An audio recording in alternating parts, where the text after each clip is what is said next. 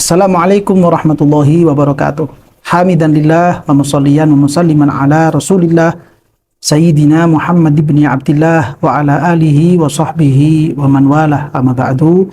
Para pemirsa, para pengikut dan para pecinta channel YouTube MZT Malang Raya, alhamdulillah kita melanjutkan kajian kita, yang mana pada kesempatan kali ini kita masih melanjutkan pembahasan tentang fikih munakahat, yang mana pembahasan yang lebih spesifik lagi kita melanjutkan tentang bagaimanakah masa iddah bagi perempuan-perempuan yang diceraikan oleh suaminya. Yang mana pada kesempatan kali ini kita akan membahas bagaimana sekiranya masa iddah perempuan seorang istri yang diceraikan oleh suaminya ketika si istri ini masih dalam kondisi anak-anak.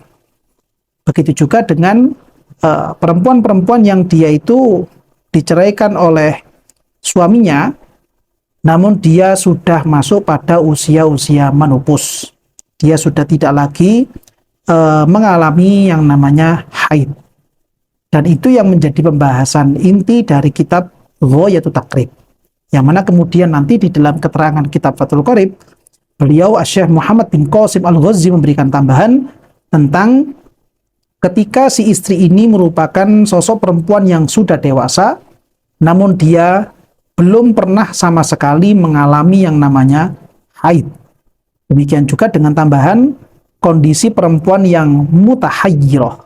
Dia perempuan yang sudah mengalami haid, namun kemudian haidnya dia ini bersambung dengan istihadah, lalu kemudian dia itu kehilangan pengetahuan, kepastian tentang jumlah hari yang biasanya menjadi kebiasaan haidnya dia. Begitu juga kehilangan ciri-ciri dari darah yang seperti apa yang harusnya dihukumi haid atau bukan haid. Itu yang menjadi tambahan di dalam kitab Fathul Qorib.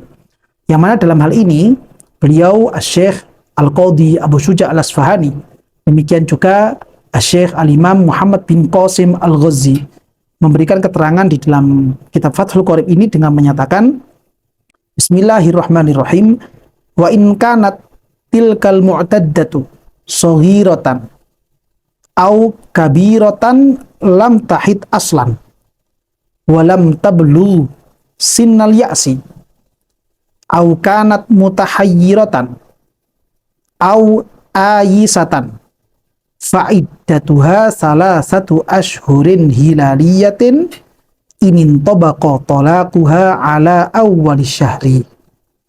Yang jika diartikan, wa in kanat tilkal mu'taddatu saghiratan, apabila perempuan yang diceraikan itu kondisinya masih saghirah, dia masih berusia belum balik, dia masih usia anak-anak. Jadi dia masih anak-anak namun sudah pernah dinikahkan oleh walinya, lalu kemudian dia diceraikan oleh suaminya dan dia masih, si perempuan ini masih dalam usia anak-anak. Au kabiratan lam tahid aslan, yang atau misalkan si istri ini dia kondisinya sudah balik, dia kondisinya sudah dewasa. Namun walaupun dia itu sudah balik, tapi dia belum pernah mengalami yang namanya haid sama sekali. Jadi dia dulunya dianggap menjadi seorang perempuan yang telah balik bukan melalui peristiwa haid, namun melalui pencapaian usia tertentu. Dan si perempuan ini yang dalam kondisi sudah dewasa namun belum pernah mengalami haid ini, dia juga belum sampai masuk pada usia-usia menopause. Yang mana usia menopause ini, sebagaimana yang disebutkan oleh beliau Syekh Al-Bujairami di dalam hasyiah beliau terhadap kitab Al-Iqna, beliau Syekh Bujairami menyatakan usia menopause itu pada kisaran 60 sampai 62 tahun. Jadi sudah ada dua kriteria perempuan dalam pembahasan ini. Lalu berikutnya, au kanat mutahayyiratan, atau si perempuan ini kondisinya mutahayyirah. Dia sudah balik, dia diceraikan oleh suaminya, namun dia itu kondisinya mutahayyirah. Dan seperti apa nanti ketentuan lebih spesifiknya tentang perempuan yang mutahayyirah ini, insya Allah akan kami sendirikan pada video berikutnya, insya Allah. Au ayisatan, atau si istri yang diceraikan oleh suaminya ini dia dalam kondisi ayisah. Ayisa itu pengertiannya yaitu perempuan yang dia itu sudah tidak lagi mengalami masa haid, atau yang lebih populer di hari sekarang diistilahkan dengan sebutan perempuan-perempuan yang sudah menopause. 4 jenis perempuan ini yang dia itu istri dalam kondisi anak-anak, dia sudah dewasa namun dia itu belum pernah mengalami haid sama sekali. Lalu perempuan seorang istri yang dia itu dalam kondisi mutahayyirah, atau kemudian perempuan yang sudah masuk pada usia menopause yang diceraikan oleh suaminya, fa'iddatuha salasatu ashhurin hilaliyatin. Maka perempuan ini wajib untuk melewati masa iddah, yang mana masa iddahnya itu adalah 3 bulan dalam penghitungan hijriyah. Dia harus melewati masa iddah bukan dengan menggunakan patokan quru atau 3 kali masa suci, demikian juga tidak menggunakan tolak ukur kehamilan sampai melahirkan, namun 4 kelompok ini, 4 jenis perempuan ini, dia melewati masa iddah dengan penghitungan salasatu ashhurin hilaliyatin, 3 bulan hijriyah, 3 bulan penghitungan secara qamariyah. Ini semuanya dia wajib untuk menggenapkan 3 bulan berturut-turut, misalkan Muharram, Safar, lalu Rabiul Awal, jika inin tobaqa tolaquha ala awwali syahri. Jika peristiwa perceraian itu, si suami menjatuhkan cerai kepada istrinya ini terjadi di awal bulan, terjadi pada tanggal 1 di bulan-bulan hijriyah tersebut. Namun apabila seandainya si suami itu menjatuhkan cerai kepada istrinya bukan di awal bulan, bisa jadi dia menjatuhkan cerai di tanggal 2, tanggal 3, tanggal 4, tanggal 10, tanggal belasan dan seterusnya, ya. Fa in tuliqat fi asna'i syahrin fa ba'dahu hilalani wa yukmilul munkasira salasina yauman minasyahrir rabi'i.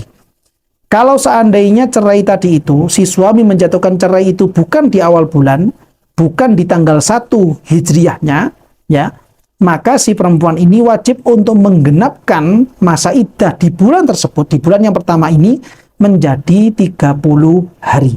Karena di bulan yang pertama ini dianggap sebagai bulan yang munkasir, sehingga dia itu melewati bulan kedua dan bulan ketiga secara sempurna sesuai dengan hasil ru'yatul hilal.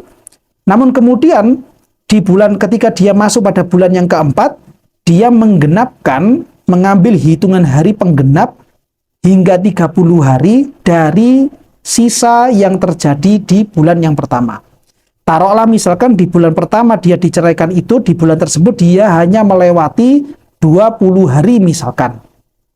Atau dia melewati masa iddah di bulan pertama itu hanya 25 hari misalkan. Maka ketika dia masuk pada bulan yang keempat, dia cukup mengambil beberapa hari sebagai penggenap supaya bulan pertama itu hitungannya genap menjadi 30 hari. Nah, ini khusus untuk 4 kelompok perempuan ini, yaitu perempuan atau istri yang dia itu diceraikan oleh suaminya namun dalam keadaan masih anak-anak, atau kemudian dia itu diceraikan suaminya dalam kondisi sudah dewasa, namun dia itu belum pernah mengalami yang namanya masa haid, atau kemudian dia itu adalah perempuan dalam keadaan mutahayyirah, namun khusus untuk yang ketiga ini ada rincian-rinciannya nanti, atau dia dalam kondisi menopause. Maka ketika terjadi cerai kepada perempuan seperti ini, lalu kemudian dia wajib untuk melewati masa iddah, penghitungan iddahnya perempuan-perempuan ini adalah 3 bulan berturut-turut.